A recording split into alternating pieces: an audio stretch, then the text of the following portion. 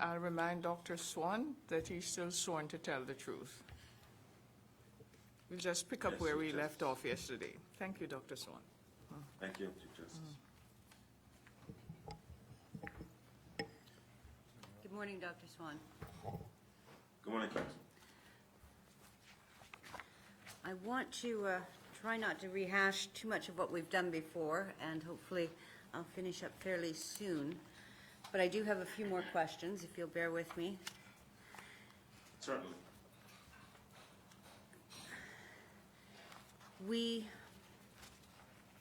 spoke yesterday about people being, St. David Islanders being relocated, but I'd like to turn to your report, my page 38, the paragraph beginning at the 10th meeting on April 5th, 1941.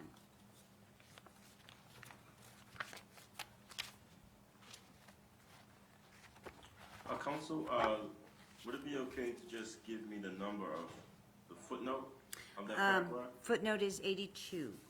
Thank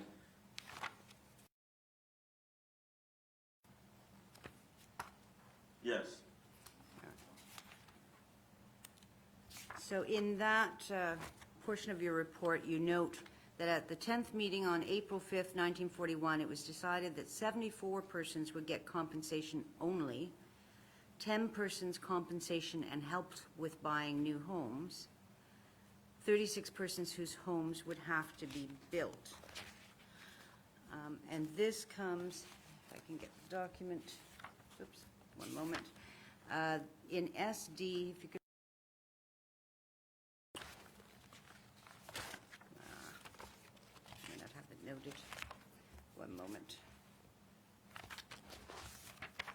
SD 68, please.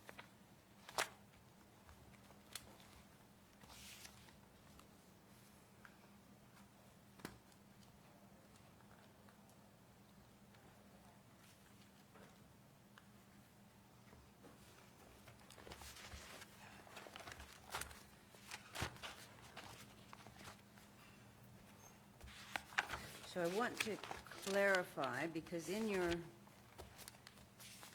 report, you say that 74 persons were to get compensation only. And we have a list here, January, so this is earlier in 1941. If we go further into that document, there should be a list a little bit further.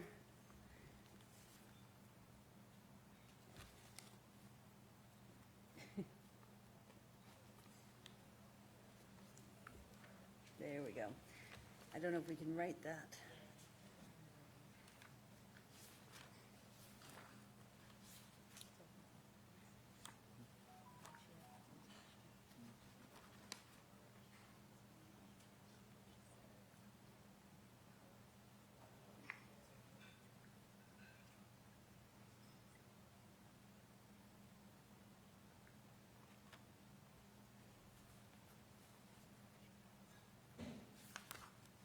Okay.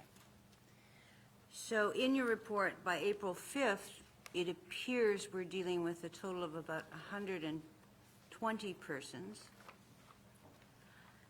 And in this document of January 1941, it doesn't appear that so many have been dealt with. What we have there is a list of persons, if you can go down the list, persons to be compensated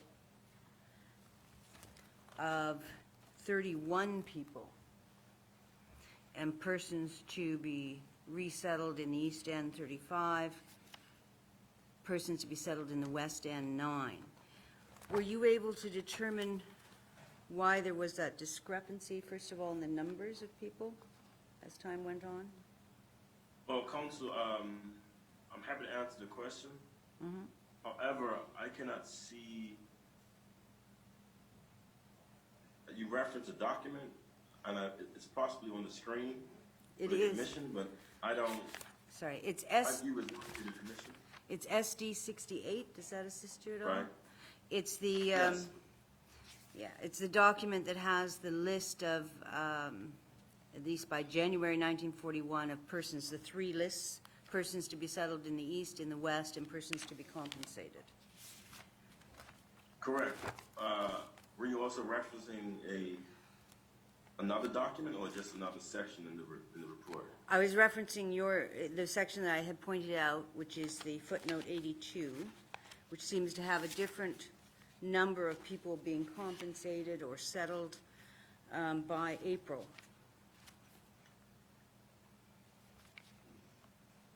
And I'm wondering if you were able to discover,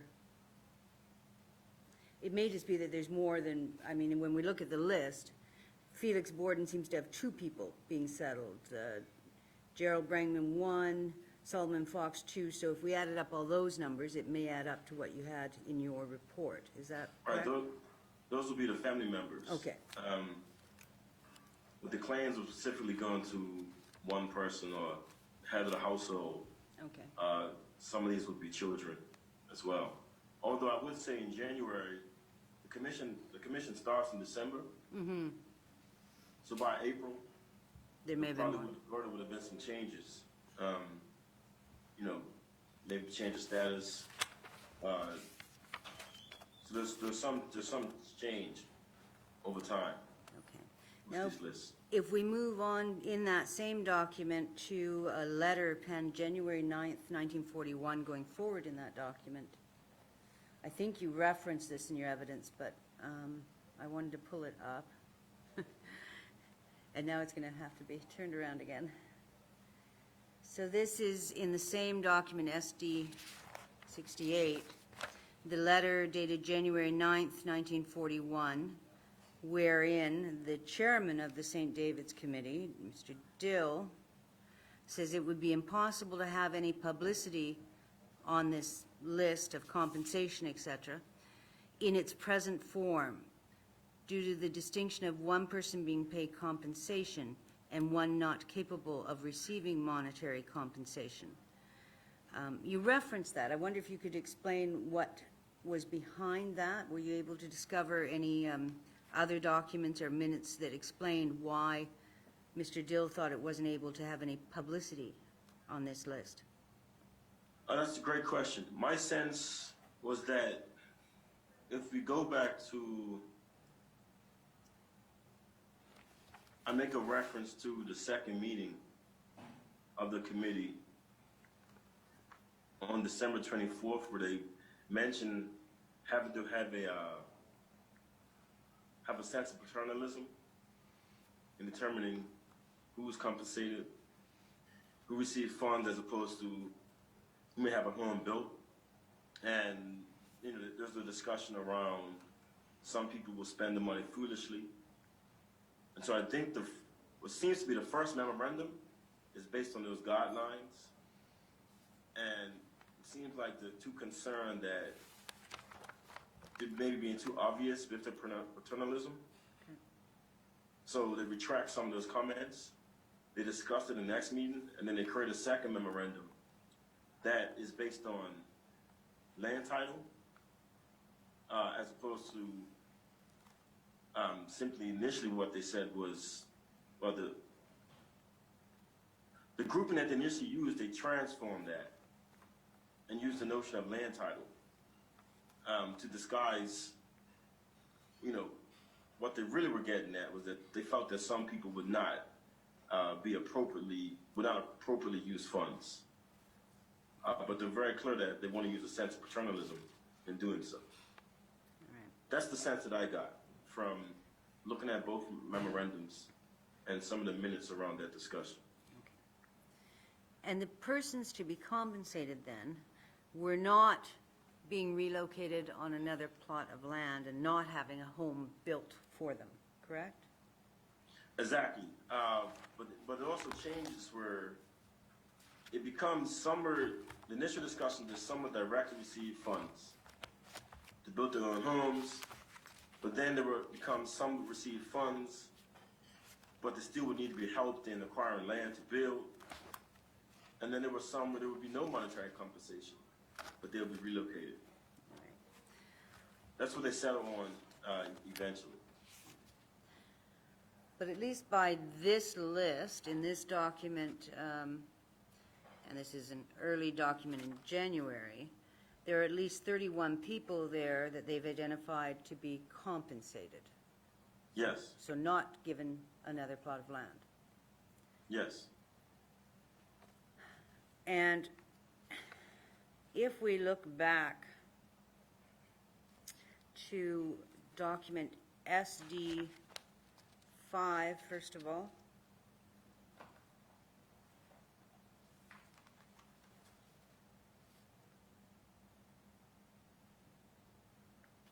Okay, I have it. all right. So dealing with the population in St. George's, and we only need to look at the males because it was the males who had the right to vote potentially if they had sufficient land, correct? Yes. So we had 422 white males, and under the category colored population, 955 males, correct, in St. George's? Yes. Now if we can turn to SD 16.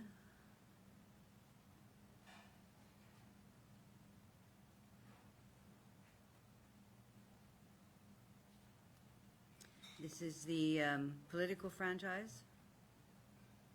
Yes. For St. George's, 177, number of registered electors, 177 white, and under the category colored, 167, correct?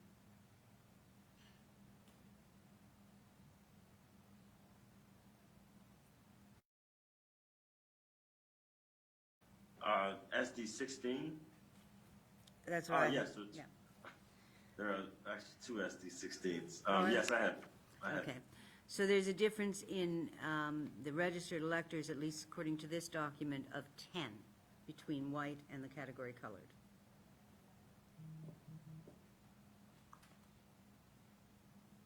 Yes. And that has a date on it of 1938, so it's it predates the expropriation of lands in St. David's, right? Yes. So if, assuming those numbers remain fairly consistent, maybe changed, but that they're fairly consistent, if we remove 31 people, at least by January 1941, who were landowners, that number could well switch around, right? We could have many more white registered electors than under the category colored, It's very possible. because the right to vote was tied to your land, correct? Yes. And that changes over time. There was values of land and age, and all those things changed over time. Historically, the right to vote and the legislative changes regarding the right to vote and tying it to land was, in Bermuda, done for what purpose, in your opinion? I'm sorry, could you repeat the question? Yeah. The changes in legislation, and I can point to some of them, regarding the right to vote and its ties to land, beginning in 1834, you had to own property of 40 pounds or more. That amount was raised to 100 pounds. Then later on, it was raised, the age was raised, property owners were allowed an extra vote. There were all kinds of changes to who the electorate could be. Yes. In your opinion, looking at that historically right up until the time of 1940 and 41, what was the purpose of all those changes in the electorate, in the legislation? Great question. I would suggest, and as many other observers have witnessed, this appears to have been an attempt by Bermuda's minority white elite to maximize the white vote. Particularly, we mentioned 1834, we have an emerging free black population that has potential for land ownership and therefore access to political franchise. So the changing of some of those laws were designed to maximize the white vote. the long-term change, at least towards, push for universal suffrage, comes from folks like Paulo Camargo-Fago. I actually write about that in my latest book. It's really the pushes of largely Bermuda's own, black social movements who changed those really antiquated and really repressive voter franchise laws in the 1960s. Also did the work of PLP. I mentioned the Committee for Universal Suffrage. But for the most part, they were fighting against a standard process in which Bermuda's white vote was maximized. And, just reference that shortly thereafter, there was reference to Bermuda's white elite is supported by the colonial government in looking at minority white rule systems and advised to use systems being used in Southern Rhodesia. This is a major discussion in the 1960s. The colonial secretary, Major Eric Dutton, also suggests that Bermuda's white elite in this moment, St. David's Land Grant, would look to Southern Rhodesia as well around the question of voting. So it's a really appropriate question, in my opinion, to talk about the relationship between land dispossession and political franchise. Thank you. All right. I'm going to move just to cover a couple of things. You had shown us, and we had talked about some of the actual land valuations, some of the actual claims. I'm not going to go through them all with you because the Commission has the exhibits, but to give two sort of contrasting examples, I'd ask that SD 95 be brought up on the screen. SD 95, which is the claim of Ethelind Ursula Thelma Fox.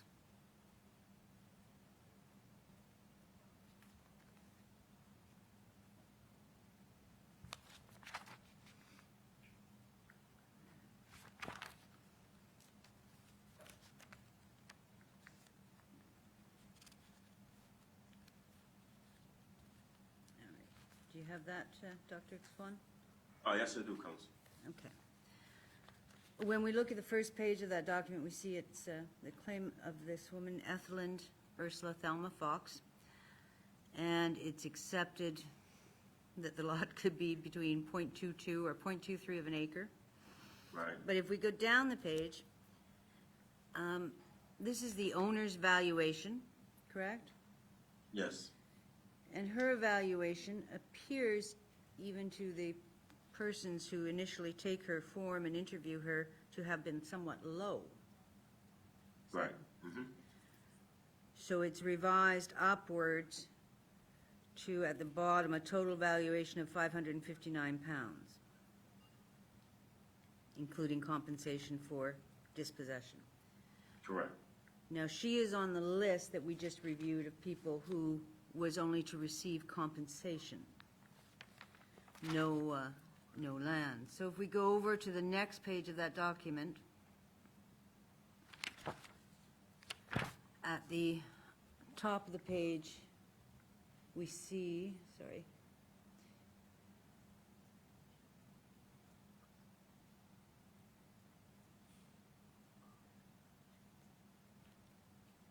we see the word award underlined in red, 17th of February, 1942. And we see this comment on several of these documents. This is it in red. Yes. Did that appear to you, and you can correct me if I'm wrong, but did that appear to you to be the comment most commonly put in red by the arbitrator? Yes. That seems to be the final amount that's settled on usually. Okay. And if you look to the left of the document, you see under land, Yes. that appears to be the different totals suggested by the different arbitrators. Yes, and we see that on some of the documents that they list the, well, if we go over to, keep going in that document to what appears to be, well, it's not really numbered, but there's a document copy, St. David's Land Titles Tribunal, that seems to list the different valuations of each Right. land, and we see that quite a bit on these old records, that everybody had their own valuation based on whatever Right. system. So we see the owner, that revised valuation of 559 pounds. The USA was offering 120. To be fair, when looking at these documents, the USA offer tended always to be the lowest offer, is that correct? Or the lowest amount, or valuation. The Board of Works was 126. EBG, I'm not sure what that is. Evaluation Board of, I don't know, 120, and OA something, 178. But there were various valuations that took place on the properties. Yes. And just while we're there talking about valuations, the valuations were done over a very short, the actual property valuations were done over a very short period of time, is that right? Yes. The West End properties on St. David's took place over a period of about 3 days. Yes. The far greater number of properties on the east end of St. David's took place over the course of a single day. Is that correct? Yes. Yes. And that was the valuation of all of those properties. Right. Exactly. That's also the line of reasoning of Stephen High as well. So, at the end of the day, going back, I'm sorry, it's this is it, 178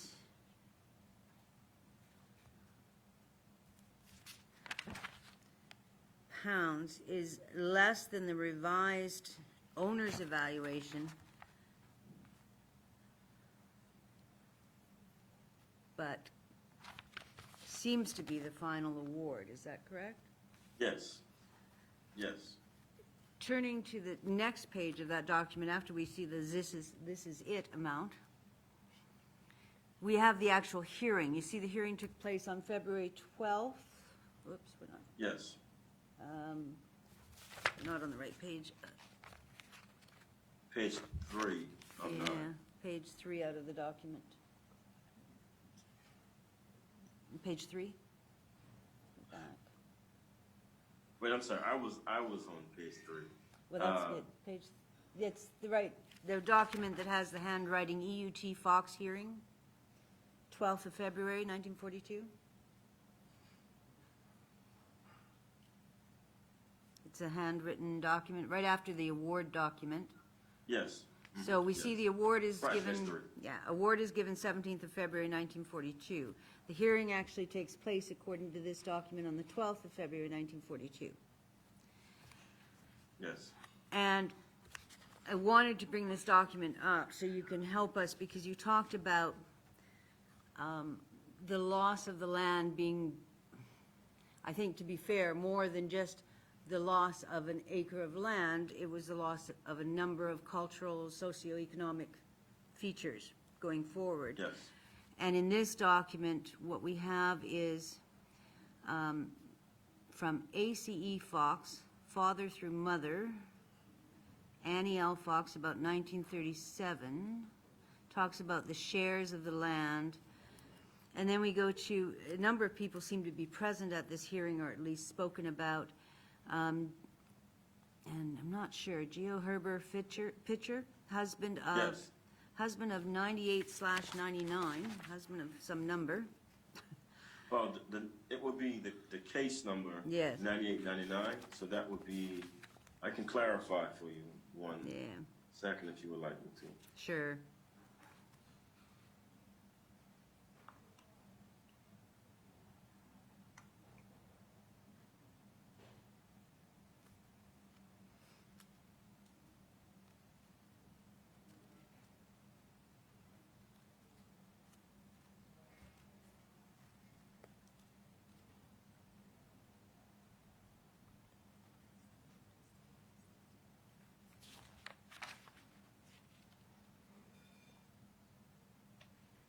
Just one moment, please.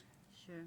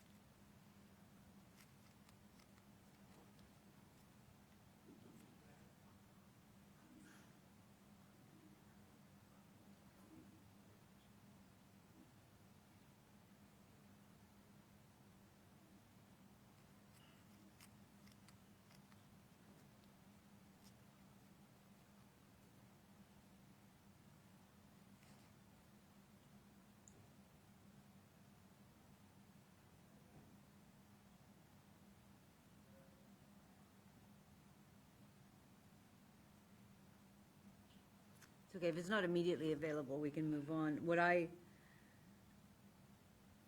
was going to suggest to you is that Geo Herbert Pitcher is the son-in-law of, it appears to be the son-in-law of Ethel Ursula Thelma Fox. Yes. So he's the Yes. husband of her daughter. Yes. And he had farmed all the arable land on that lot and divided the crops, according to this document, including his mother-in-law, who was the life tenant. Yes. What he's told the hearing, the arbitrators, he's now had to buy vegetables. And he used to supply all the interested families with food, with vegetables. Correct. He's tried but cannot rent any arable land on St. David's now. And he talks about his last crops being eggplant, carrots, broccoli, I'm not sure what the other is, but he talks about his last crops and the value of those crops, right? Yes. Yes. Mm-hmm. My question about this is that, first of all, did it appear in any of the documents you saw that there was much concern to relocate people or compensate them in any way so that they could continue this agricultural life and continue to sustain themselves? No. There doesn't seem to be an immediate concern. It seemed to be, and you see a reference, in some cases that's asked about. For example, I mentioned Archibald Ambrose, who mentioned he is a barber. He requested being moved to a home next to the road. But there doesn't seem to be a concern for that as well. And yes, eggplant, carrots, broccoli. It doesn't seem to be a concern for this cross-agricultural, these practices that are taking place as well. It's usually, you know, the notion is the amount of land or the value of the supposed land of the home, and do they get something in essence in that ballpark? That seems to be the common denominator. Okay. The only time it's taken into consideration, I shouldn't say only, but one of the times I noted was in terms of Henry Fox saying he wanted to retain land in Texas for the growing of crops. But for those that are being moved, no, that's not a major consideration at all. Okay. And there's a note here that he tried but could not rent any arable land on St. David's now. Were you Right. able to follow what happened after the relocations and compensation in St. David's as far as the revival of any sustainable crops or anything like that? Were you able to determine whether or not the people who were relocated were able to recover that form of life to the same extent? No, and as you'll note, as noted, the hearing takes place in February 1942. Meanwhile, you know, research in this project pretty much starts in September 1940. So we're in 1942, and it's still not addressed. So there's so much activity within this moment. The broader discussion would be, or could be, about the building of the base itself, which is full of other contradictions that aren't even in the purview of this project. But also, well, I would say that U.S. military officials did make a note that there weren't Easter lilies grown or planted the next year, in contrast to the former year, that those plots have been pulled up. So there's a reference to their loss, but there's not a reference to recuperation, at least not in this immediate period at all. The document goes on to say E.U.T. Fox lived by the lighthouse, bought Texas lot, and it looks like it was about 547 pounds per acre. E.U.T. Fox also seems to be telling them in the next note, Archie Miners, could be Happy Hit Restaurant, 3 years ago offered her 300 pounds for the property that she's now before the arbitration board on, the D96 property. Right. 6 months later offered 400 pounds. 2 or 3 months before she knew the Americans would come, he offered 500 pounds and she refused them all. Claims all these lots in section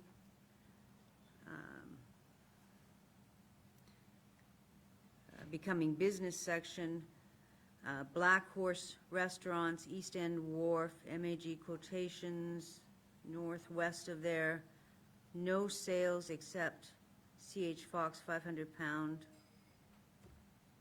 lot cottage, 2 lots. So there's all this detail. The loss of crops is included in the revised land values. So there's all this detail about what the land was used for, what had been offered for it, the loss of crops, and so her revised land value being 559, she presented to the arbitration board. And the Yes. arbitration board seems to have come down at 178 pounds. Yes.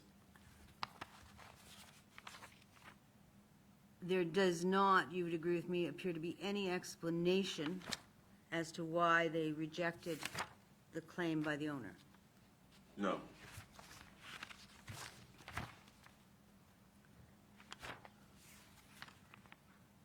Okay.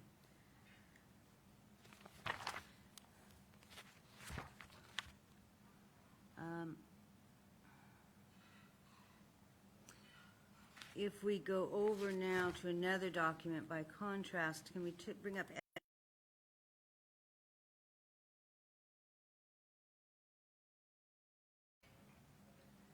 this is the valuation of the property of one Mr. Sperling. Case number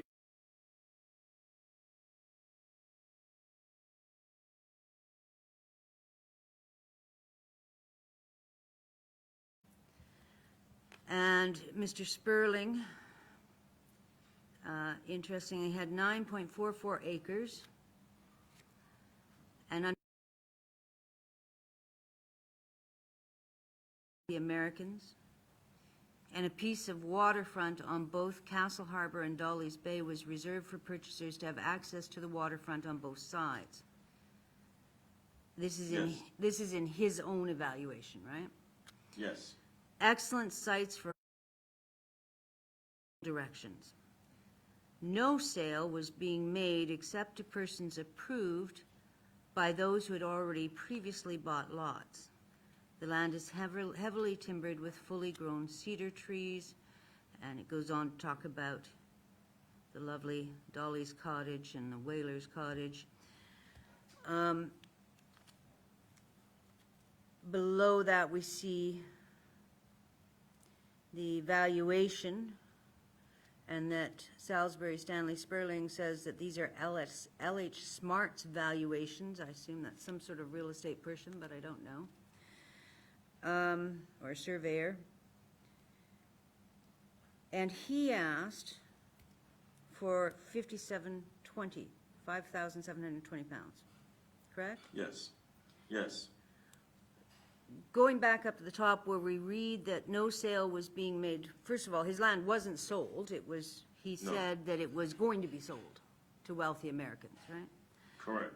And where he says no sale was being made except to persons approved by those who'd already previously bought lots, he's listed that under a special feature. Correct. Is it your reading of these documents that those special features were the things that were meant to enhance the value of the property? Yes. And in that case, when we read that in a historical context, what can you tell us about what that particular feature likely meant?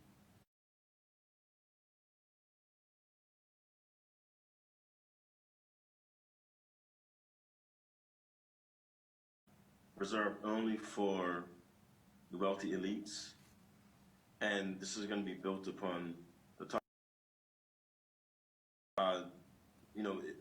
When we think about tourism in this era, it's important to not look at tourism in Bermuda as it is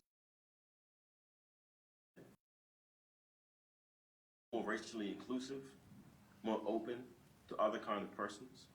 But in this era, Bermuda's tourism product is very much developed around the notion of segregation.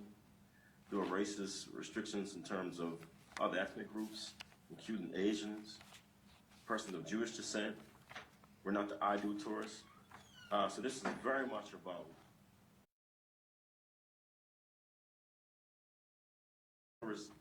tourism speculation, where his evaluation is based on a segregated tourist resort. While as the doc, he doesn't produce documents. And the notion of only available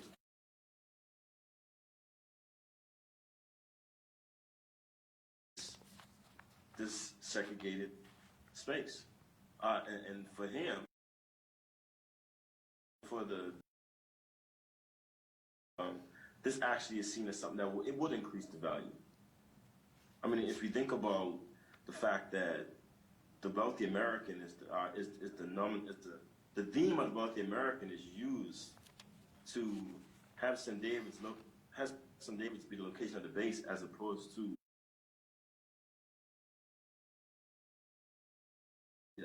social currency and economic currency, but it's also based upon speculation, and so that's my reading.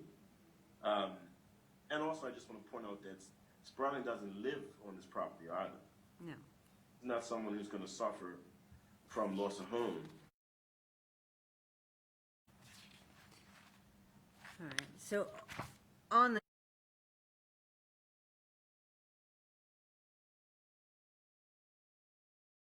what was offered by initially, the arbitrator seems to lower that amount with his, this is it. If we go, this is Yes. it, 5,456. However, revisits that issue.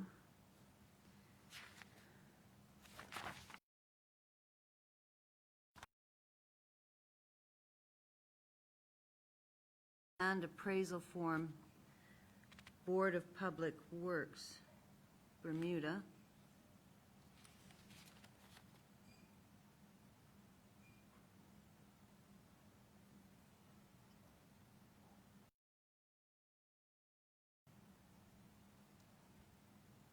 That one. So this is the one that has very nice handwriting, Sir Stanley S. Smith, or Sperling. Land appraisal form, Board of Public Works, Bermuda. It's about 6 or 7 or 8 documents in. Have you got that, Dr. Swan? Yes, I do. Okay.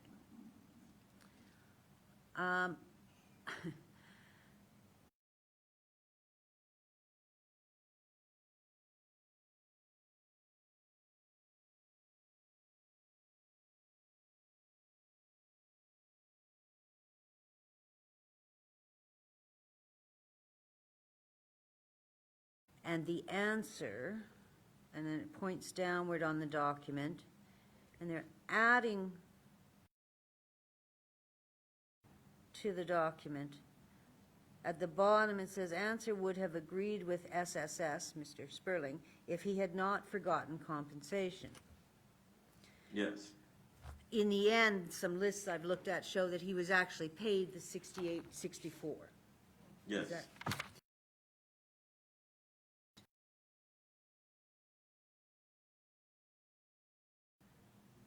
to the St. David's Committee with an evaluation of his own of 57.20 pounds, and ends up at the end of the day, despite the arbitrator's award of less amount, he actually ends up with 6,864 pounds. Yes. Exactly. Which is very unusual. Well, unusual, but typical in this particular situation in terms of Sperling's involvement. Is just quite pervasive. As a member of Colonial Parliament for St. George's, as I noted yesterday, when the announcement is made, the governor asks Sperling to go over the map of what's going to take place at a short notice, which suggests that he had some background knowledge regarding the process. He doesn't even pretend to defend his constituents, but he seeks to benefit from the process. As a matter of fact, there's a case of a, I'm blanking on the name, but there was a ship that was being used for recreation and housing for U.S. laborers. Sperling actually suggested that that ship be docked on his waterfront, and that he would be paid to entertain, or at least to house this ship that's entertaining laborers that are going to work on the building of the base. So it seems like he's very conscious about trying to economically benefit from this process in some really contradictory ways. And as you adequately point out to the documents, he gets more than what he even asked for initially. And when we talk about the decision makers, we'd already talked about the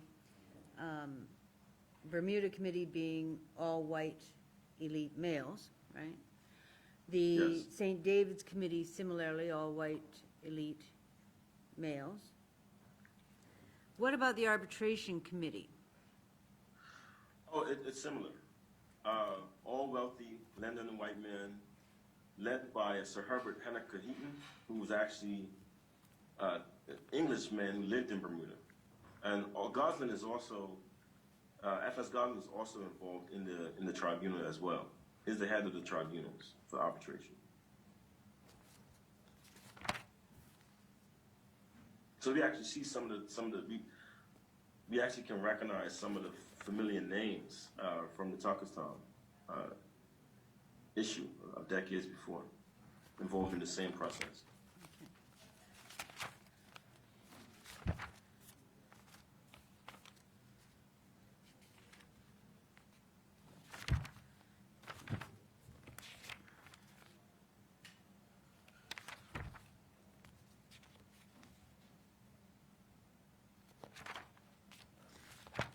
So I'm going to leave that area.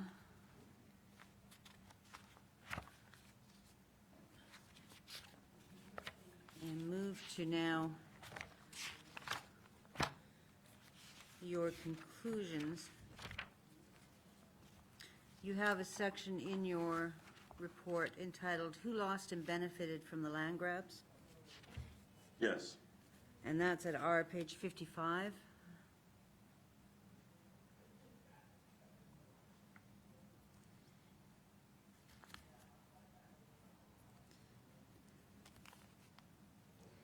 I want to be clear, you've summarized and you've given some evidence, but I want to link your evidence to your conclusions before we close. At page 55, you say that the evidence in the case of the land dispossession in St. David's during World War II was that there was unusual and unethical practices regarding the passage of the laws authorizing the land grabs. And I want to be clear that what you referred to, and if there's anything else, then I want you to let us know, but what you referred to were the secret meetings that were not a part of the public record would go? Correct, yes. That there were meetings largely held in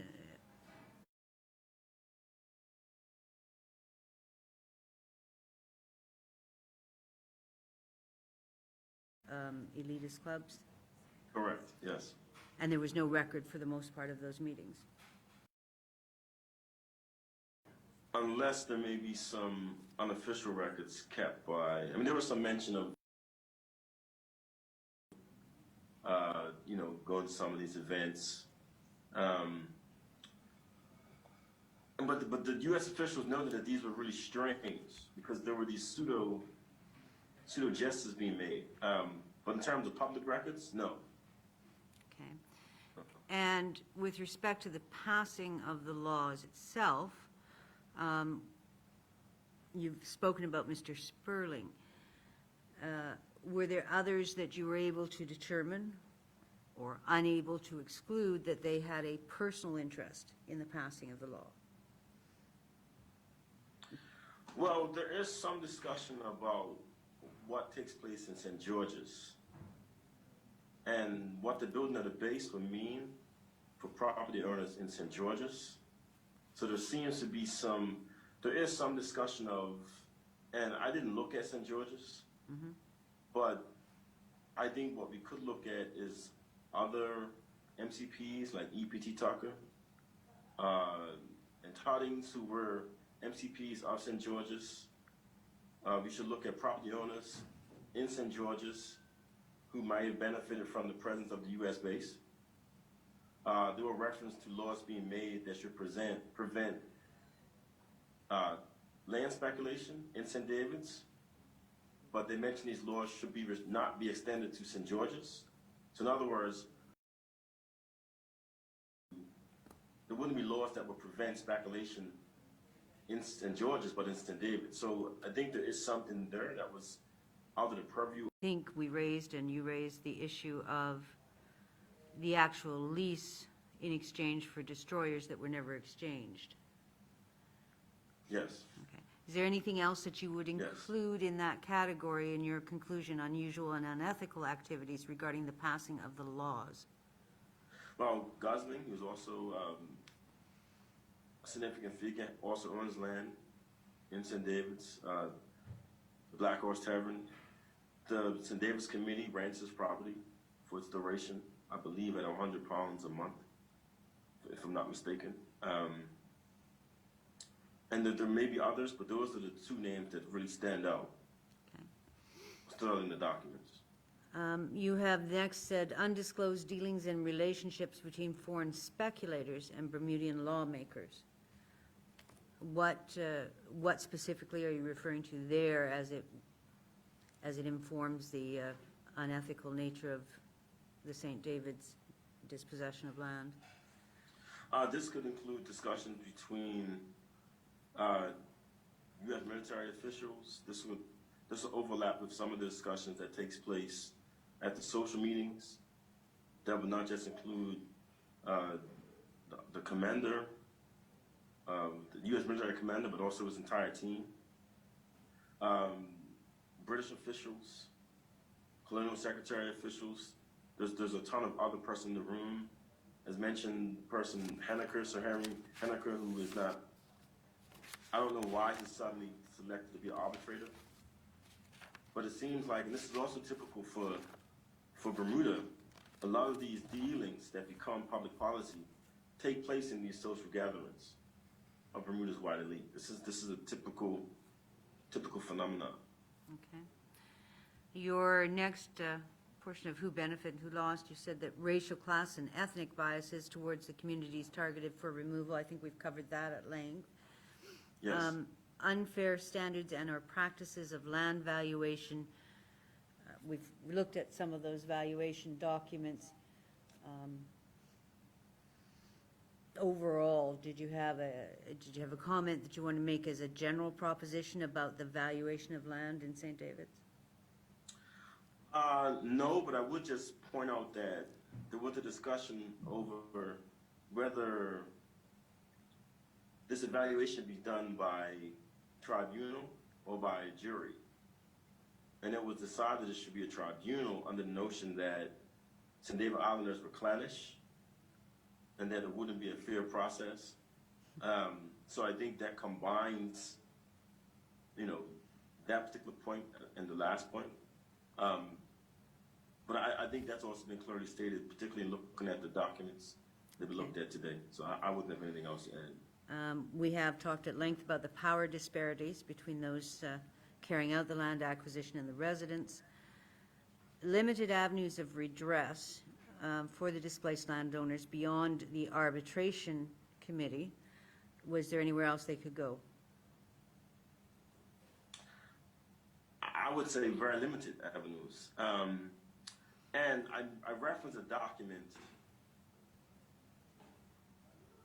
where black residents are actually asking the governor for permission to bring another black lawyer into the colony, which speaks to the issue of black representatives legally. That was a concern for black Bermudians. There weren't. So sometimes you find some of these St. David Islanders having to be legally represented by law firms of the oligarchy. In other words, Congress dealing permit is another familiar firm that appears in these documents. So it's a tough position. Okay. It's a tough position for St. David Islanders.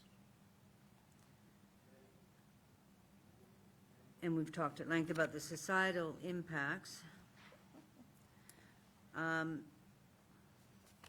the bottom of that page, you indicate the U.S. received its Army and Navy base, which included areas beyond St. David's in the east of Bermuda, and Bermuda's white elite kept the Great Sound. And then you quote High notes they lost their island, St. David Islanders lost their island. This included their livelihood, sustainability, space, ecological infrastructure, lands, farms, fishing spaces, and living cultural spaces. Their property was devalued as well as they were dehumanized in the process, is your conclusion? Yes. Okay.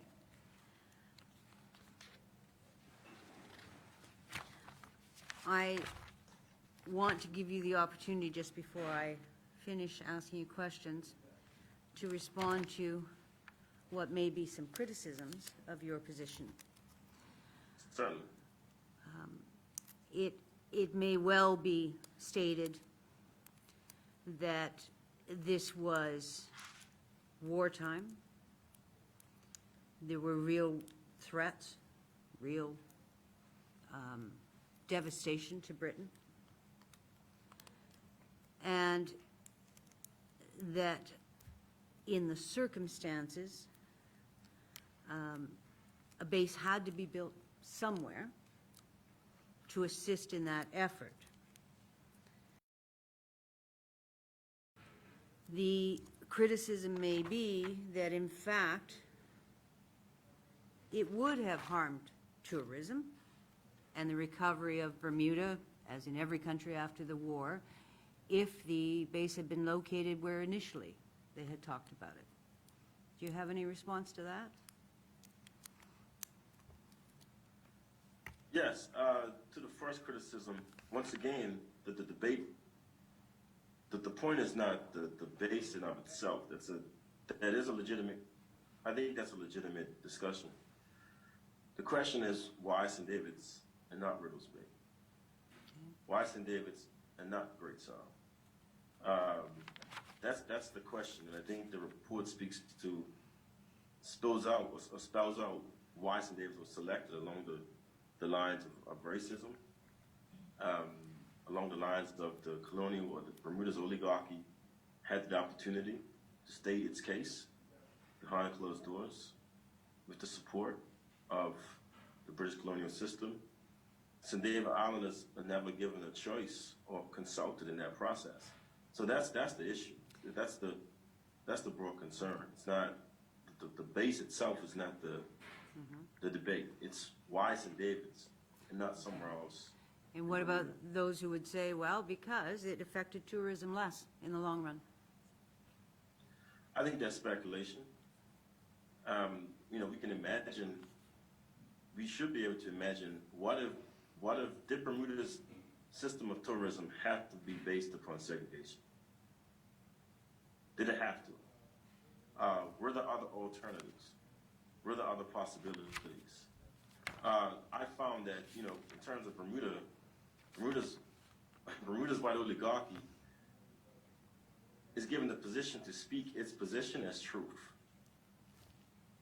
without criticism. It just becomes fact.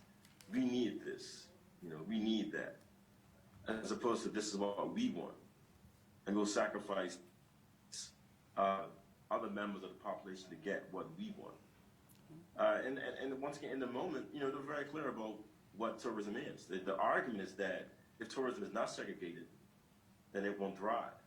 And is that the vision of an island? Is that the vision of a community, or a country that's trying to build a national idea around truth, around resilience, around our respectability, and around equity? It's not. So I think once again that's speculation, right? We don't know. And what's striking is that St. David Islanders are not asked to sacrifice the land for the service of tourism. right? Tourism isn't the notion that's brought up. It's empire. And why not? Well, one of the reasons is that for St. David Islanders,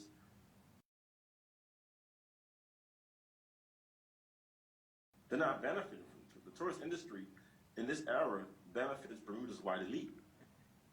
For St. David Islanders, they want the fishing grounds. They want the farmlands. If the system was really about tourism as an island-wide phenomenon, there might have been investors in St. David's as a tourist space beyond Sperling speculation, but it's not. So I think that's just a matter of speculation in this particular moment. There could have been other avenues as well. There are those who might suggest that your analysis, looking through today's perhaps more racially equal or tolerant society or lens, looking back at that time to suggest that what happened then was unfair given the time period, given the ideologies of the time, is not appropriate. That we have to look at what happened within the context at that time, not from today's lens. How would you respond to that? Well, I think that if we look at the lens from that moment, right, we will see, as the documents also show, black people are denouncing system segregation, fighting against it. There's not a willing acceptance of the society. I've heard that rationale as a scholar of African national history, also used for slavery. Did it have to be? Did the Atlantic slave trade, was it inevitable?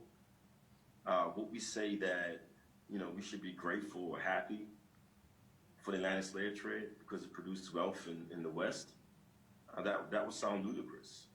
Slavery has been denounced as a crime against humanity years forward, as it should be, as it also was in the moment.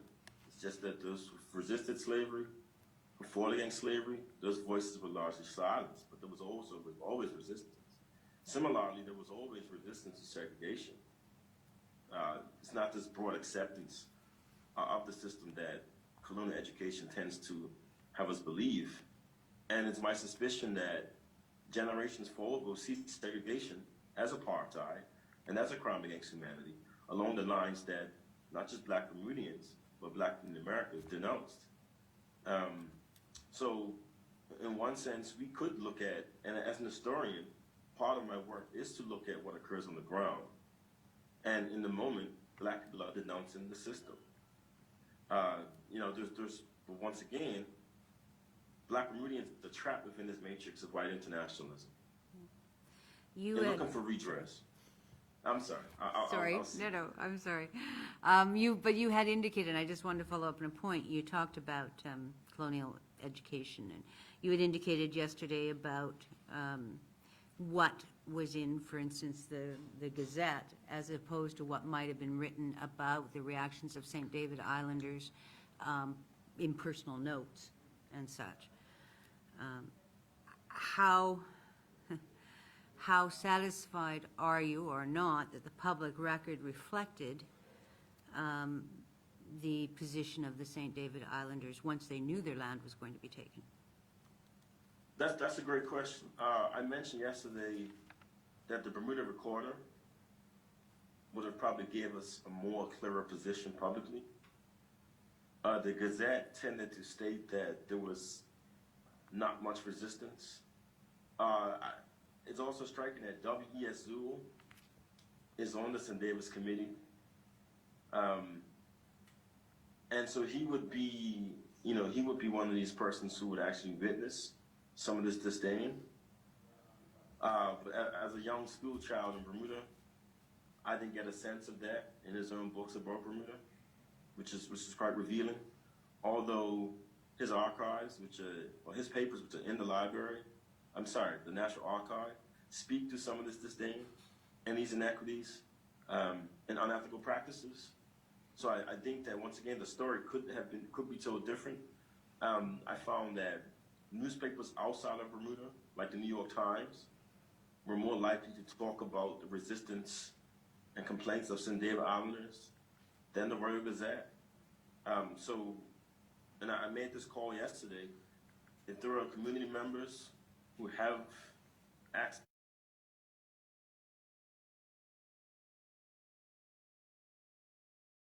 for getting a sense of the public picture. But St. David Islanders are clearly upset at this. Whether in the public sphere, it's not very visible in the House of Assembly. Once again, the House of Assembly is projecting this notion of St. David Islanders accept this, they're sad, but they're sacrificing for the empire. It doesn't unpack the tremendous story and trauma that takes place. This goes on for years. And just For years. when we talk about the years that it went on, the impact on future generations to be able to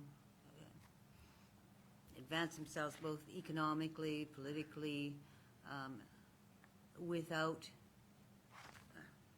their ancestors having lost their land. Is there an impact on the future generation or just on those who lost their land at that moment in time? Oh, I would say definitely future generations. If you look at and there's a significant amount of oral traditions and community knowledge that St. David Islanders possess about this process that I think would assist in us having this broader picture of what happens to next generations. And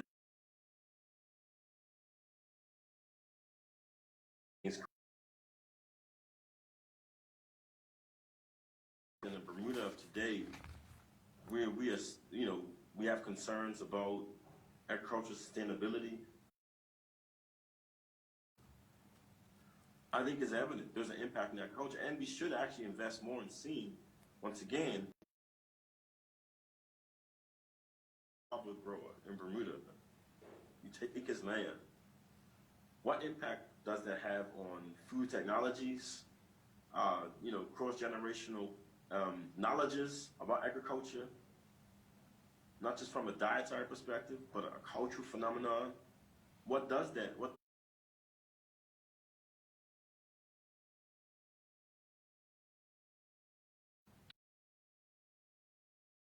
Who's probably see the true impact of that law urban space than it will. Sometimes it's hard to grasp the quality of life and the quality of sustainability of a community like St. David Islanders. So part of my work was trying to create that the vision of, we're talking about a thriving community that's not perfect socially, but has a sense of sustainability and culture that hasn't been regained, in my opinion. There's still the notion of, culture connection to cassava grower in Bermuda today. Thank you. Those are my questions. I will, to the Commission. Thank you, Ms. Mulligan. Dr. Swan, commissioners will now ask you some questions, and we'll start with our parent chief. Good morning, Dr. Swan. Good morning, sir. We've been told that the preamble to the seizure of lands from St. David's Island was due to a necessity to provide Second World War. That was the imperative. And the process basically started in September of 1940, whereby Rear Admiral Greenslade from the U.S. Navy came to Bermuda. I'm reading from your own text. Yes, sir. Governor Bernard and Colonial Secretary Dutton represented Bermuda. And there was a local committee appointed by the governor to oversee the Bermudian factor and to make recommendations. I'm looking on your page 13 of your report, and I'll quote from it if you allow me. And formed on September 2nd, the Committee of Prominent Bermudian Citizens read wealthy white men. Was comprised of Colonial Secretary Dutton, Attorney General Tonsor Gilbert, J.D.B. Talbot, member of LegCo, MCPs, member of Colonial Parliament, W.J. Howard Trott, J.W. Cox, and Henry Jack Tucker, manager of Bank of Bermuda, and Hal Butterfield, manager of Bank of Butterfield. And at that time, it's intriguing that the committee advised the governor on 3 specific issues. 1, to limit the amount of seaplanes operating in Bermuda in times of peace. 2, that cost of land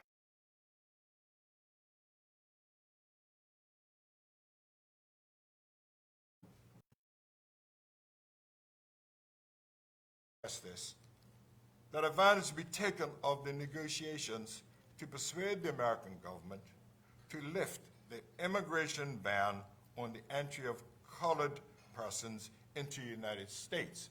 Now that, to me, appears to be anomalous. I want to know what you say about that, sir. That's one question. If you could address that at this point. Certainly, and thank you for the question, Commissioner. That was striking to me as well. And there's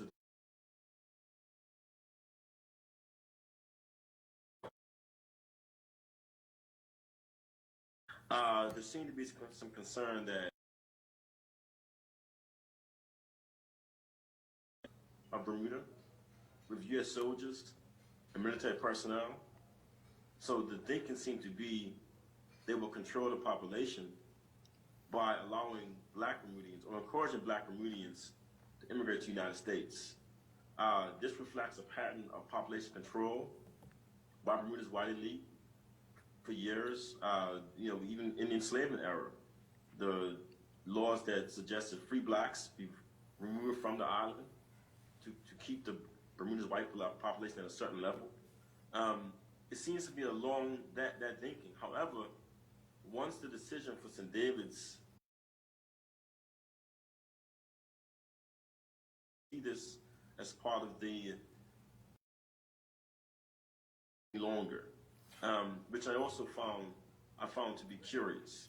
Dr. Swan, I just want to interject. Were you aware, or was there any truth to the allegation that the U.S. government was dissuaded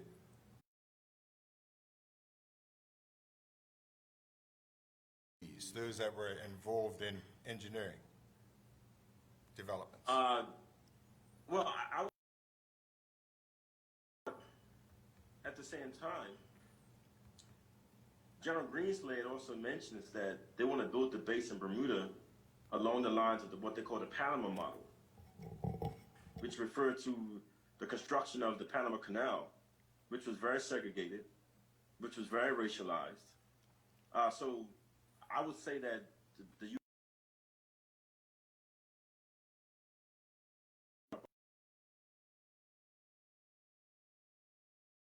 same time. So this is the matrix of white internationalism. There's a meeting of ideas around such practices. So I would say yes. Although most of this research was very much based upon the St. David's removal, I did not look as intently at the actual building of the base, but I do think that's part of the discussion as the question suggests. Yeah, that's on also the power matrix that you speak about, the Yes, U.S. Navy and the U.S. government, the British colonial service, and the governor and Dutton, and of course the predominantly white Bermudian oligarchy as the power base of the entire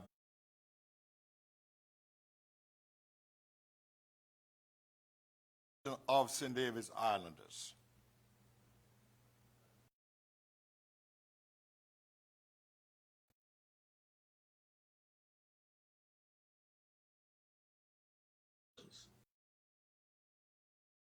Yes. Sperling, E.P.T. Tucker, I want to say S.S. Tuddings. Those were the four House of Assembly members from St. David's. And So then- St. David Islanders themselves are not part of the discussion.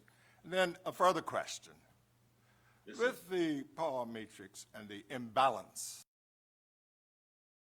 between St. David's Islanders and those three very powerful forces that you suggest prevailed, would you say that at the end of the process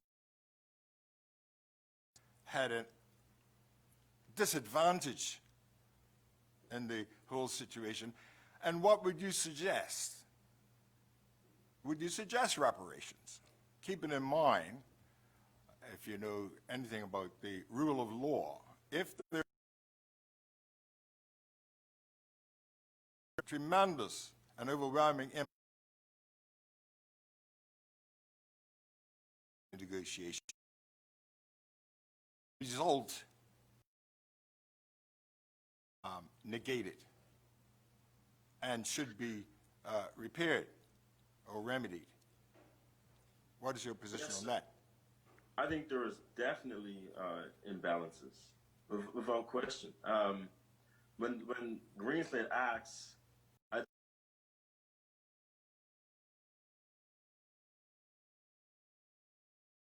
that was not negotiated in any sense. And keeping in mind, Dr. Swan, the recency, 1940. I was born that year, and I make up.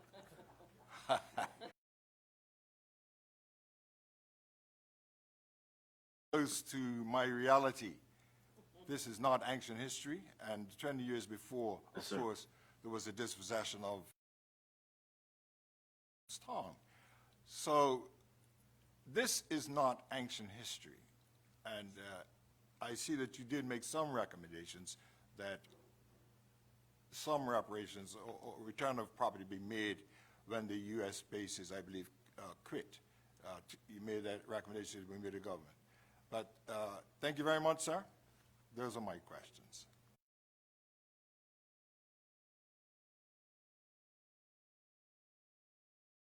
Surgery put forth. Good morning, Dr. Swan. Good morning. Sorry, my mic wasn't on. Good morning, Dr. Swan. Good morning. Good morning. In 1920, thriving, sustainable community in Tucker's Point, Tucker's Town. Given were, it was to benefit tourism. And in reading your report in 1940, that oligarchy of the day displaced again a thriving community, sustainable community, and the reasons given were to benefit World War II, and also what was indicated in doing so, which to me was a prick of conscience, they will.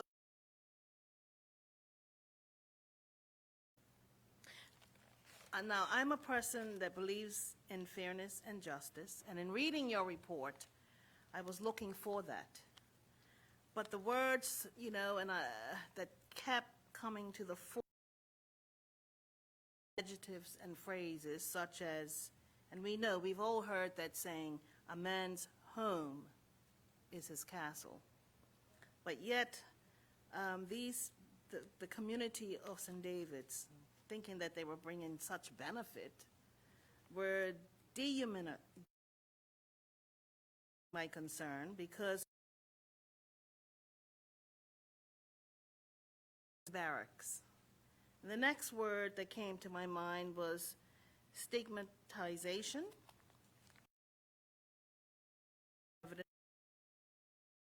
Written notes making mention in a derogatory manner of benefit. of World War II and to show loyalty. Then the next word came to mind was, and I will get to my 3 questions, but I have to mention this. There was a clear, to me, a lack of consideration. These people were vulnerable.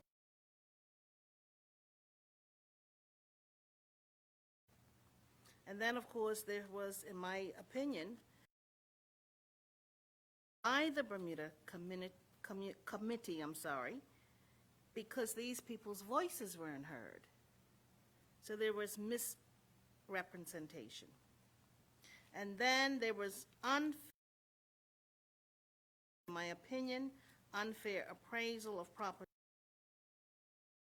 unfair compensation as a result of the values of those properties. Now, what I would like to know, that Bermuda Committee consisted of, both banks were represented at that time. Butterfield Bank, Sir Henry Tucker, Hal Butterfield of Butterfield Bank. So one of my questions is this here. Did any of these displace require financing?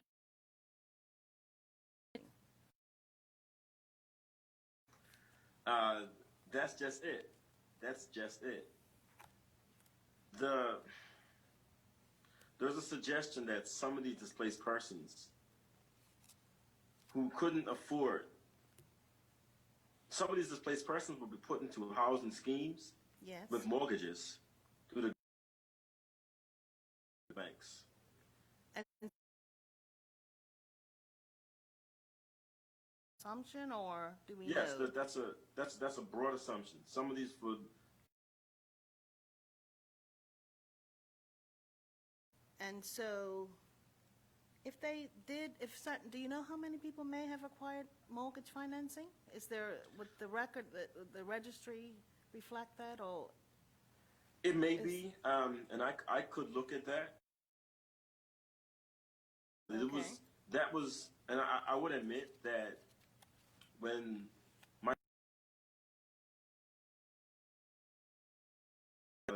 the commission's view was really brilliant, we had thoughts about looking at what we know the common phenomenon in Bermuda of the taking of mortgages, or calling them mortgages rather, by black dissidents.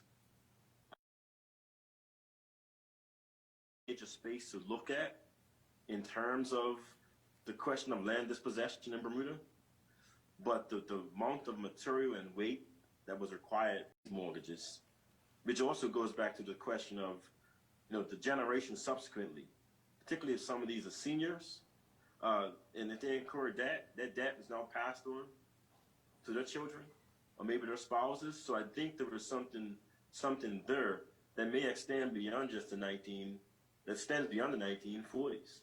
Right. So I definitely think there's something there, and I could look into the materials again to see. Yes, for a because it would specific also number. show a conflict of interest, I would think. Yes, If absolutely. those banks provided mortgages to debt-free residents or homeowners of that in the St. David's community. The last ma'am. question I have is, it's indicated in your report on page 32, 5 appraisers were appointed by the governor. I was just wondering, who were the 5 appraisers? What method of appraising the properties were used to determine the fair market value? Were there different methods used or the same method used? I was just wondering who those 5 appraisers were. Were they part of the committee or they were other people? No. One second. I mentioned one name.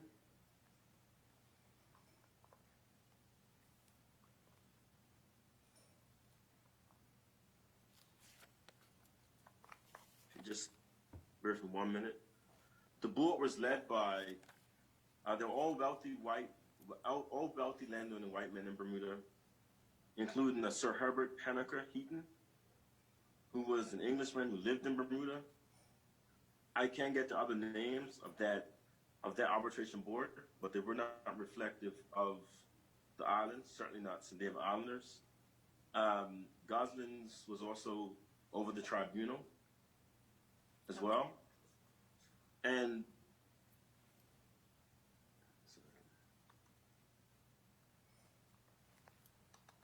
I'm looking for a document that I state the categories were including was a land arable, waterfront, ostensibly, advantageous building site, compensation for expropriation, and additional compensation where business was affected and the buildings. That was the ostensible 5 categories that were used on the reports that owners would fill out. Okay, because in reading this whole report and looking at some of your evidence, a modern-day terminology or phrase came to mind, and help me if I'm misunderstanding it, but what I came away with was, or is, profit over people. I was just wondering if my assumption is justified. That would be extremely appropriate. I would agree to that. Thank you. Thank you. Thank you, Ms. Forth. Commissioner Mrs. Linda Milligan-White. Your opportunity to Thank ask you. questions now. Dr. Swan, Good morning. I recognize that we're dealing here with an emergency situation and how the government responds to it. We were told that it is the war, the Second World War, that precipitated the whole issue involving the compulsory acquisition of land in St. David's. 65 families were relocated or had to find shelter somewhere. My question is, how many needed emergency housing of the 65 families? And what were the other options available from the government available to these 65 families?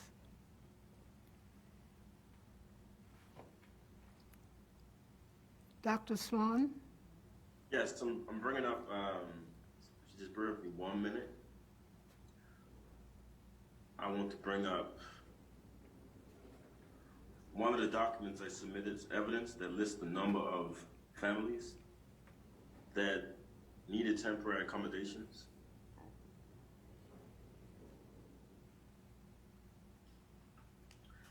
There were at least 46. 46? But, yes, at least 46. But I do want to, I do appreciate the term emergency, Yes. because actually when Greenslade comes to Bermuda in September, they make an evaluation that they want to start construction in the Great Sum within days. But that process is held up by the Bermuda Committee because of the location. So it's not until months later when the decision is actually changed to St. David's, at least 2, maybe 3 months.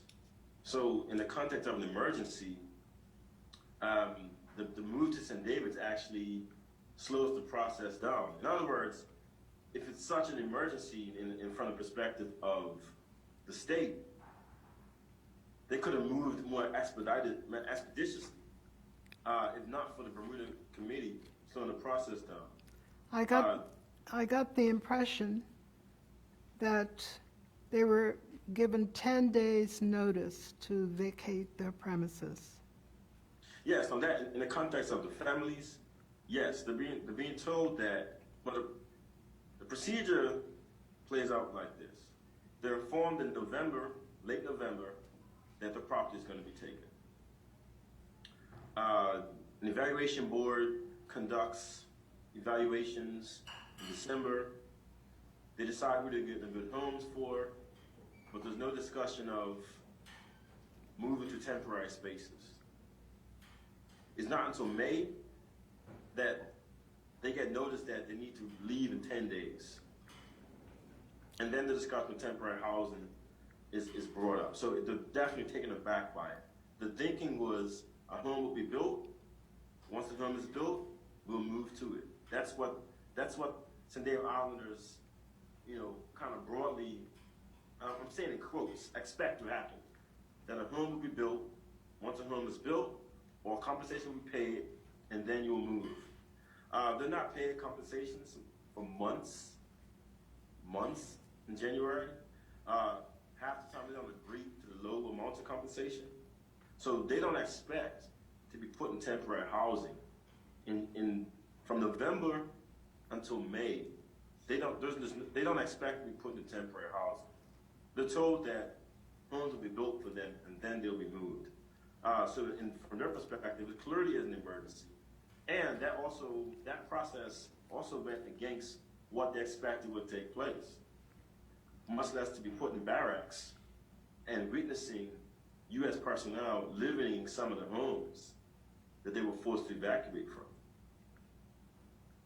So yes, you're correct. They were given 10 days, and there's pushback, and that's extended to 30 days. But the U.S.'s position was they should be just moved and pushed out immediately.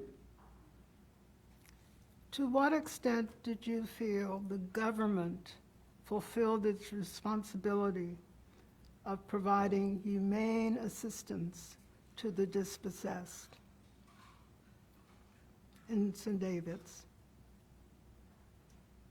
I don't think it was humane. They would probably believe that they were being humane. In other words, when you have a black community that's been so dehumanized from the beginning, like black people are starting from a position of being defined as less than human by the system. So in that context, any act of just common decency may look like it's humane. But in the context of Bermuda, I don't think it was humane. Because once again, if it was about humanity, St. David Islanders would have been consulted in the first place. If it was about humanity, we wouldn't see the gross negative depictions of St. David Islanders repeatedly filtered through these notes. If it was about humanity, St. David Islands would have looked differently than it did even for the land grab. There was the notion of, this person, you lived in a shack, so you should just be happy that you're in a stone home. So that's humanity from their perspective, but I would say it's not. I would say a sustainable community was made unsustainable by this process. So for me, from my estimation, I would not say, the government acted humanely. I can't say that. Other observers might disagree, but I couldn't say that in any sense of confidence. Thank you. Thank you. Thank you. Thank you, Mrs. Milligan-White. Commissioner, Mr. Jonathan Starling, your opportunity to ask questions. Good morning, Dr. Swan. How are you? Good morning, Starling. Great, yourself? Cool. That wasn't one of my questions, though, but I do have a few. I'll try to get them through quickly. But yes, how are you? Sure. One thing that was touched on by council but not explored too much, and also touched on by Commissioner Forth, was in reference to, in my report, page 39, might be page 40 for you. There's a footnote number 88, but it refers to the time spent evaluating properties. You cite that 1 day was spent evaluating 2 properties. 2 days were spent on the west end evaluating 35 properties, and then 1 day was spent inspecting 77 properties on the east side. And you note that the first 3 days were pretty much white properties that were inspected versus all the black properties, more or less, the 77 in 1 day. Just to help me understand, how comparable were the 37 properties in terms of size with the 77 properties? Is it feasible that 77 properties could be evaluated in 1 day and the others needed 3? I'm just trying to get clarity on that. let's see, I'm bringing up the note, 89. 88, note 88. It's under the heading Claims and Arbitration. Right, I see. Okay. Yes, I got it. Well, the thing is that it's not simply a question of acreage. It's along the way, they're talking to persons.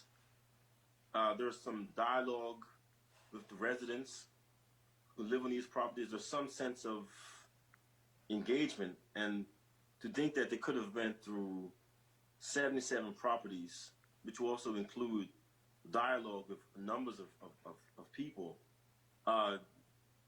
there's something that's not clear. There's a very much uneven process. Now, I also quote high in that, so I'm not 100% certain how that takes place.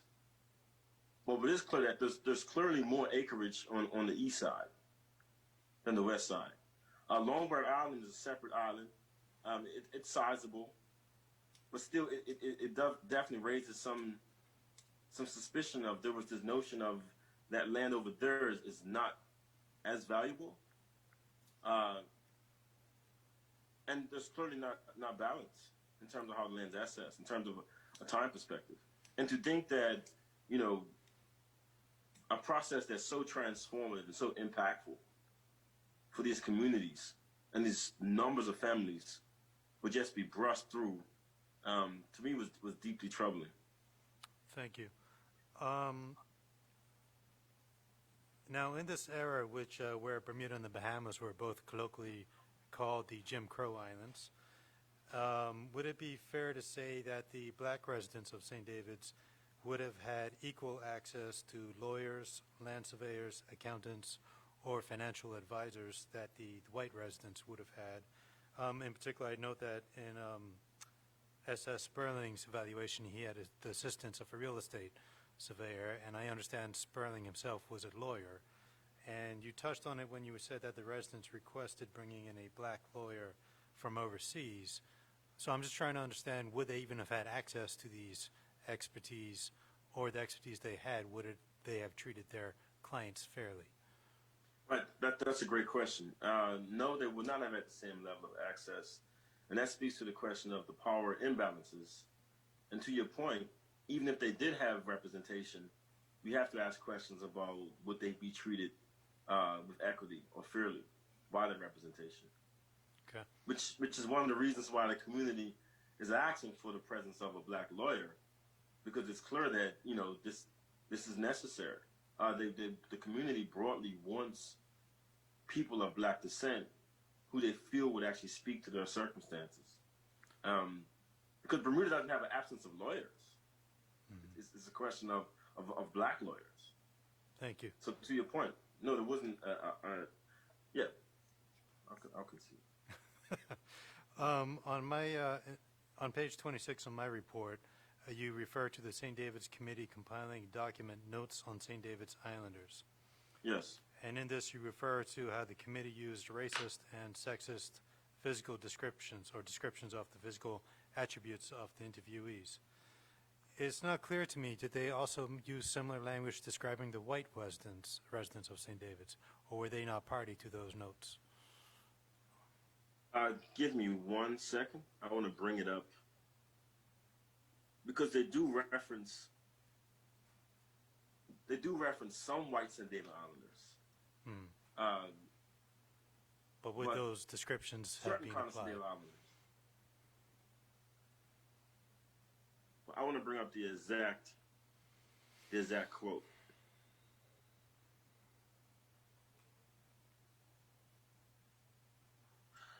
So there's a John Wesley Brangman, who was white. They mentioned he would take a whole loaf of bread, split it in half, butter it, and proceed to munch. This is part of the fabric of St. David Islanders being seen as different. Mm-hmm. There's clearly a class element.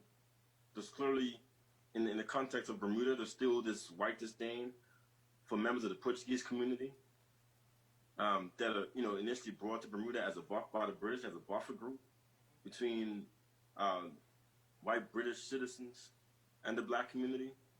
So there is very much a class element that's involved. I mentioned Raymond Hayward, who the committee defined as the biggest trouble.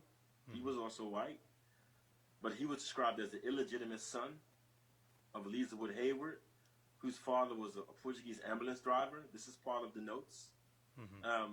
There's another white farmer and bachelor.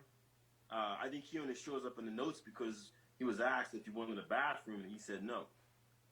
So there are these pejorative comments that have been projected on St. David Islanders in general that would include certain white St. David Islanders as well, of a certain class depiction or background that was considered troubling to the white elite of the island. Thank you. I have one last question. I know my commissioners are probably getting mad at me for hogging the microphone. Just in comparison with the basis for destroyers' lands in other colonies, we know, for example, that Newfoundland, the Bahamas had bases put there. And I know, for example, that in the Bahamas, the bases led directly to the 1942 Bay Street riots. And in Trinidad with the, I can't pronounce it, Chaguamas, in Trinidad, that was actually integral, just the way that the people who were moved off their land, that directly led to the independence of Trinidad through the work of Dr. Eric Williams. So I'm just curious, how have you been able to compare how residents in Newfoundland, the Bahamas, Trinidad, and other other colonies were handled in terms of compensation? Well, High lays some of that out in his book. What I would say is that I focus specifically on Bermuda as much as possible, particularly with St. David Islanders, because this is a part of our history that has been very much marginalized. But to your point, I think the other part of the story is the labor strikes that take place, and the labor movement that emerges with Dr. E.F. Gordon around the building of the base. And in actuality, the call for the black lawyer is also, at least according to the colonial state, is in preparation for this labor movement that's emerging, which is the other broad dynamic of the land dispossession of St. David's. It's the actual building of the base itself, which included segregation notions, but this actually spurs Bermuda's black labor struggle. So there's a major connect that definitely connects, Bermuda with these other labor strikes. For example, as you mentioned, Trinidad, calls for independence through E.F. Gordon, and calls for also the Committee of Universal Suffrage. This is a major moment.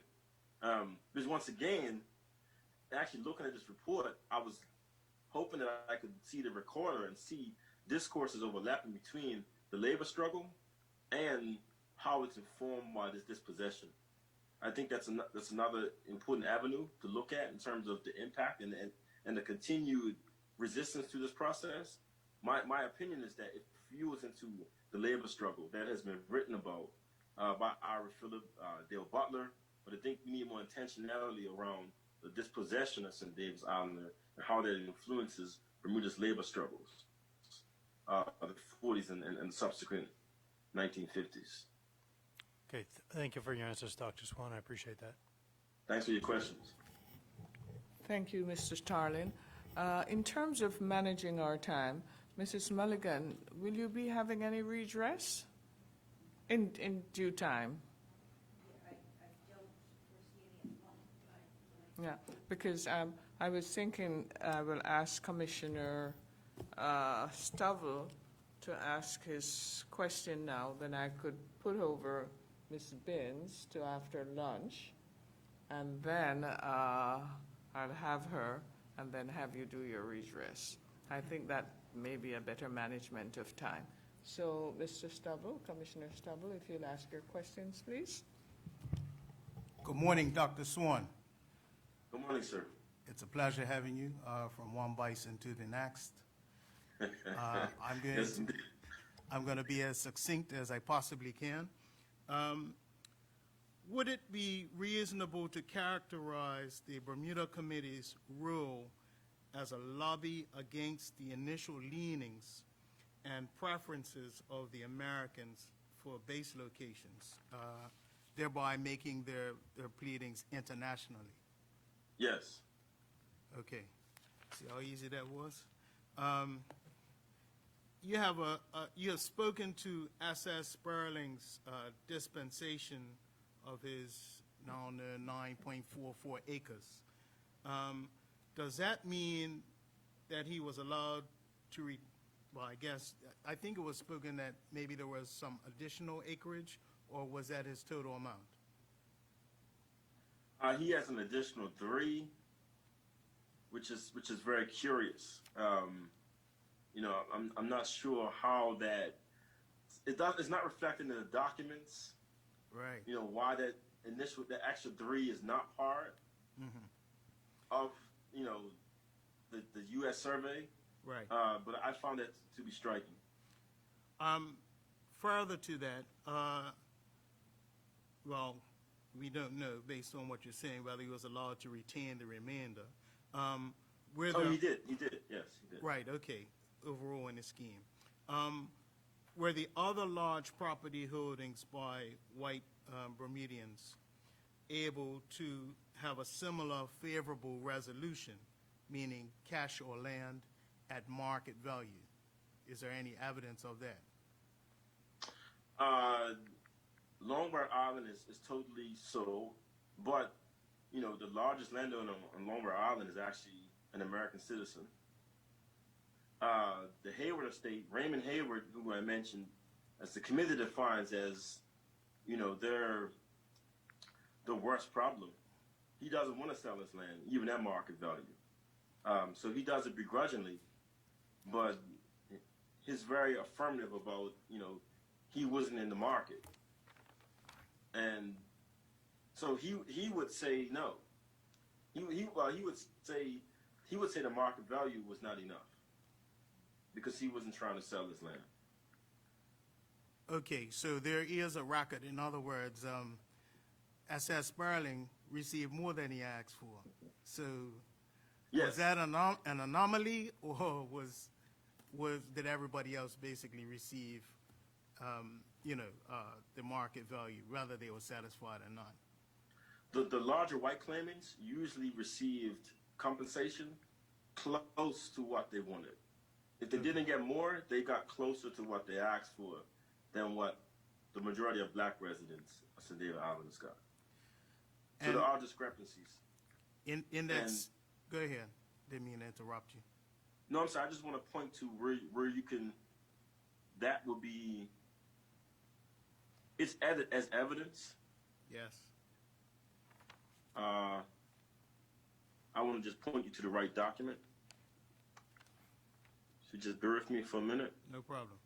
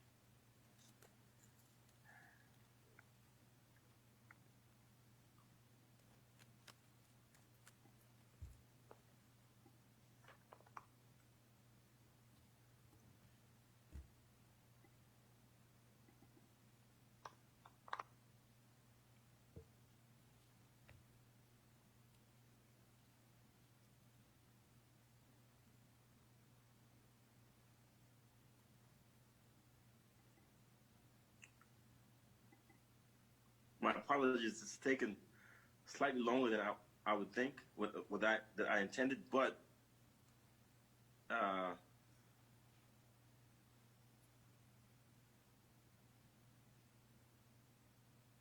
you look at footnote 120, Okay. which is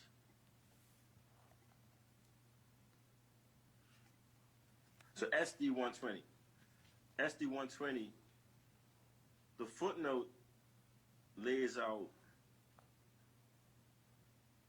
just one page of about 6 pages of the actual amounts in the farm awards given to St. David Islanders. 120, the footnote was particularly striking because it lists Sperling's amount, but the document itself, SD20, has the other has the total amounts of all the awards that are made, including those beyond St. David's in the Southampton area as well. Thank you. Okay, so further to that area, were there budgetary constraints for the purchase of the black or non-white in this case because of the ethnic makeup of St. David's Island versus white St. David's property owners? That's a great question. I don't know. I don't see that reflected in the documents. But when you say budget restraints, you mean from the perspective of Bermuda government? No, I'm talking about such as the Bermuda government has been known to give various advices or instruction to the Americans in how they operate. Were they restricted from giving, was it an edict to not compensate the black St. David's property owners a fair price? And drawing a reference to some of the examples that you presented, where the compensation void or gap between what the owners purported the value to be versus what the actual award is. Right, So I it get seems you now. quite stark. It doesn't seem to be any meeting in the middle. It's more like meeting along the bottom. Well, I don't see that. I don't see an edict specifically, but there is a lot of discourses that take place, as mentioned, at social events, behind the scenes, off the record, that may tell us otherwise. But I don't see any explicit statements about that. But it doesn't mean that they're not there. I don't see them, but it doesn't mean it's not there. But the final awards do say a lot about that possibility. And my final question, which sort of it will be a subjective one, and you may or may not know. How was the balance of the means of production for agriculture affected by the expropriation of lands in both Tuckerstown and St. David's? When I say that, I mean you took two communities of a significant size who were self-sufficient, who were virtually turned into tenants or buyers of goods and services as opposed to producers of goods and services. I can speak more authoritatively probably about St. David's, but I think the impact is tremendous. I don't think we've actually really, well, I know we haven't really, Bermuda as a society hasn't really actually intentionally tried to measure the impact.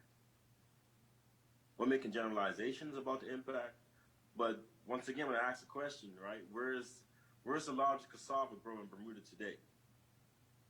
Like, where is that person? You know, when Archibald Fox's farm is taken from him, what does that, once again, for cassava, which is not a product, a crop that's being exported, clearly that's a product that's used for internal consumption. There's an internal socioeconomic system that once that's taken away, what happens? In other words, and I maybe this is the spirit of the question, do we see now our black communities being, now buying cassava, from the grocery store? Is cassava now being imported as opposed to before, cassava is being produced by St. David's? the loss of technologies or how cassava is grown and processed and developed. I think there's something there. So I think there's a lot. There's a lot with Tuckerstown and St. David's. The growing of Easter lilies, that production is pretty much severed. And just the value of the societal value of what a farmer is. And, you know, Bermuda moving from a moment where there's a thriving black community, you know, attraction to farming, to a few generations later, we look at farming with some disdain. If I may. But now in 2020, Yes. you know, hoping that we could say, right, what Solomon Fox said. I'd love to be able to walk outside and just, you know, pick vegetables. I have to go to the store to buy vegetables. We'd be happy now in 2020 to say we have, you know, these products that are grown in our yards, and not just cursorily, but an structural impact. I'm sorry, I didn't hear you last. I interrupted you while you were. No, that's okay. I was, I'm somewhat in agreement with you, but within the context of those times, I'm curious if you may have a further analysis of not so much the aspect of farming as an industry, but who is doing the farming. Correct. And you've Right. turned ostensibly two populations who were producers into consumers almost in historical context overnight. So, and in saying that, you have the introduction or the growth of the Portuguese Azorian population, which by and large have effectively assumed that role of agriculture and farming in Bermuda. Could you briefly speak to that? Is that an inflection point in our history? I think it's worth seriously investigating, without question. I think post World War II, you know, there's a new moment that's emerging. The base has a tremendous impact on not just St. David's, but the island itself. The massive influx of cars and vehicles, the changing of laws for motor vehicles. You know, before this moment, Bermuda's not a motor vehicle society in a sense. So there's a lot of, you know, really vast transformation that take place. Now, what is interesting, and I'll just note really briefly, is that in the discussion of Southampton, the U.S. still gets land at Morgan's Point for its base. But it's interesting to note whose lands they target. J.D.B. Talbot, who was the treasurer and also on the legislative council, he was trying to get land, as I mentioned a few days ago, valued at £800 per acre for his land in Southampton, as opposed to the £500 in St. David's. But they do target land by some Portuguese landowners for the Morgan Point discussion, which is another separate dynamic. But I think there is something there I think this is a critical inflection point that we should critique and unpack more authoritatively. It was under the purview of the specific research, but in terms of the questions that are raised, that's absolutely one of the questions, without question. Thank you very much, Dr. Swan. That is Thank you. concluding my questions. Thank you, Mr. Stabile. It is appropriate that we take the luncheon break now, and we'll resume at 1:30 when Mrs. Binns will pick up with the questioning, and then we will call on Mrs. Mulligan to do her redress. I take it we do not have any any indication that anyone with adverse notice would like to ask any questions? No? Very well. So what I've outlined will be the process when we resume. And so, Dr. Swan, we'll resume at 1:30. Thank you very much. Thank you, Chief Justice.